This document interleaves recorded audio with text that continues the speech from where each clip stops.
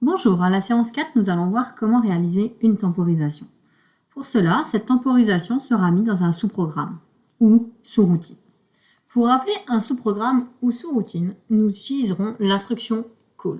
Je rappelle que l'instruction call va stocker le contenu du PC, du compteur programme, dans la pile. À la fin de notre sous-routine, il faudra mettre l'instruction return, qui va récupérer le contenu de la pile et le mettre dans le PC, le compteur programme.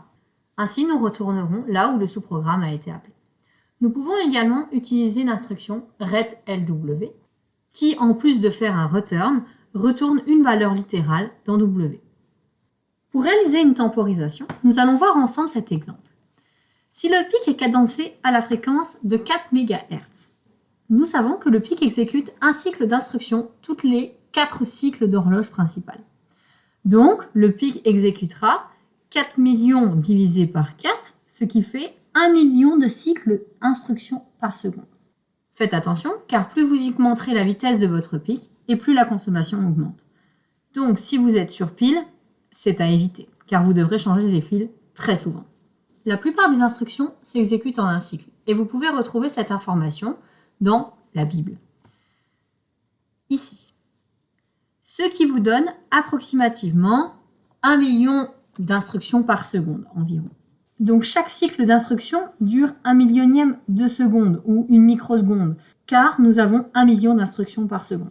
Donc si nous souhaitons réaliser une tempo de 0,5 secondes, donc soit 500 000 microsecondes, on doit perdre pour rien 500 000 cycles, si notre pic est cadencé à la fréquence de 4 MHz.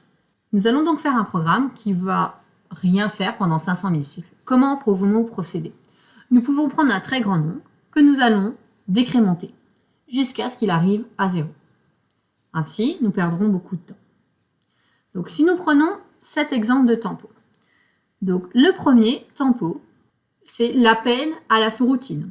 C'est l'étiquette tempo, donc l'appel à la sous-routine, le call tempo, qui, d'après la Bible, dure 2 cycles. Ensuite, nous allons effacer une mémoire. D'après la Bible, cette instruction dure 1 cycle. Puis, nous allons décrémenter cette mémoire. 0 moins 1 fait 255. Nous allons utiliser l'instruction décrémente skip si c'est 0, donc passe l'instruction d'après si c'est 0. Donc si c'est pas 0, on continue. Donc si on regarde dans la Bible, nous voyons que nous avons un cycle si on ne saute pas et 2 si on saute. Donc on est d'accord que 0 moins 1, 255, 255 moins 1, 254. Avant d'arriver à 0, il faudra 255 d'incrémentation. Donc on ne saute pas 255 fois et on saute une fois. Donc on aura 255 fois 1 plus 1 fois 2. Soit au total 257 cycles. Donc si la décrémentation ne donne pas un résultat égal à 0, nous allons au goTo boucle 1, donc qui est en fait un bras. Simplement le goTo, nous pouvons retrouver dans la Bible qu'il dure 2 cycles.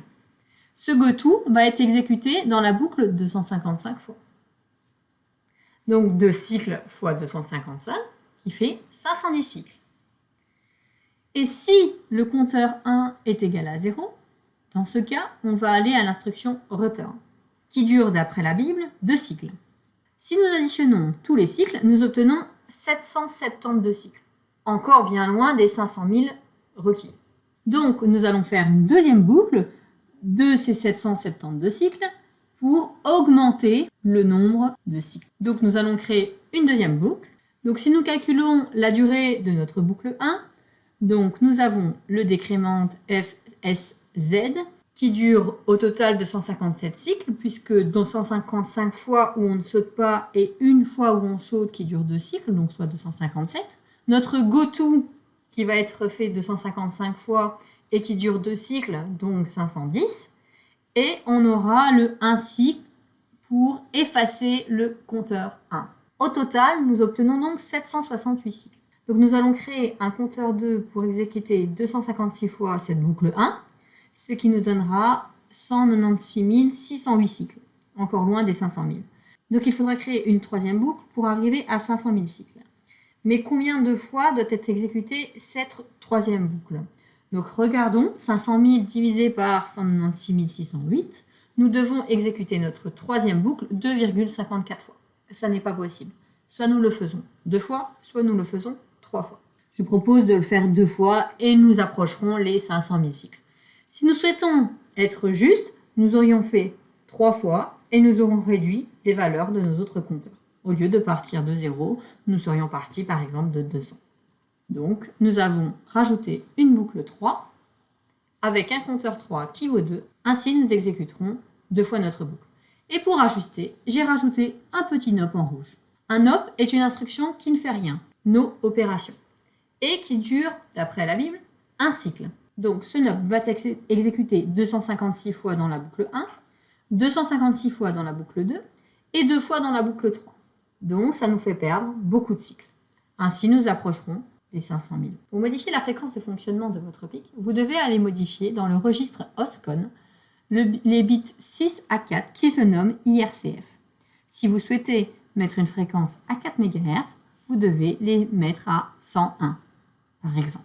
Je vous demande donc maintenant de faire clignoter une LED qui sera connectée à RD5 à la fréquence de 1 Hz.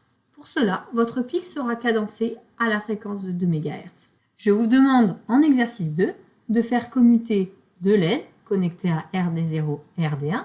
Commuter, ça veut dire si j'allume une, j'éteins l'autre, et si j'allume l'autre, j'éteins la première, à la fréquence de 0,5 Hz. Je rappelle qu'une fréquence, c'est ceci. C'est le temps entre le premier rallumage et le suivant. Donc si nous avons une fréquence, pour trouver un temps, il suffit de faire 1 sur la fréquence. Donc ici, 1 sur 0,5. Nous aurons donc que le temps est égal à 2 secondes. Donc nous devrons allumer 1 seconde et éteindre 1 seconde. Ainsi, nous aurons bien une fréquence de 2 secondes. Le pic, cette fois-ci, sera cadencé à la fréquence de 1 MHz. Bon travail!